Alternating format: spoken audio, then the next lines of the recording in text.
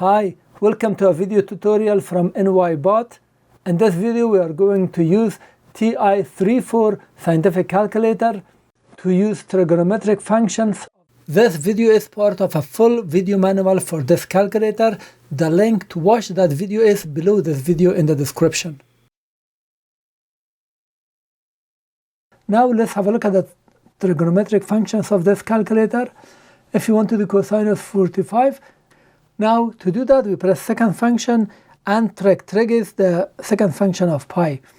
Now we can select sine and then 45. You don't need to enter the degree because it's already a degree, so it will be converted back to degree if it is. So we got 0.71. And the answer, if you want to include the angle the same way, second function trig, 2 cosine, 8.3, and this time we want to get second function angle and degree. So explicitly we are entering the degree. The answer is the same, but it will help if you are confused, just explicitly enter the value. Now pi over 2 radian, sine pi over 2 radian, press second function trig, 1 is sine, and then pi over 2, come to the right, and let's put radian here, second function angle, and then for radian, let's see, number 4 radian, that means pi over 2 radian, and the answer is 1. You see 2 decimal places. This is due to the float point, which we forgot to change mode. It's 2, come down to float, enter, clear, and press enter again. The answer is 1.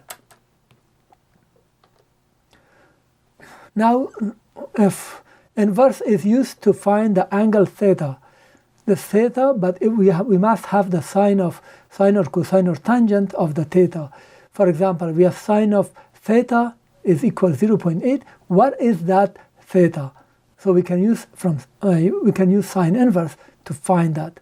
To do that, we press second function trig, and number 4 sine inverse 0.8 close, and that's the value, and it says rounded to 2 decimal places, mode, go to float, 2, enter, clear, just press enter again, it will be evaluated, and the result is rounded to 2 decimal places. And the instruction is here.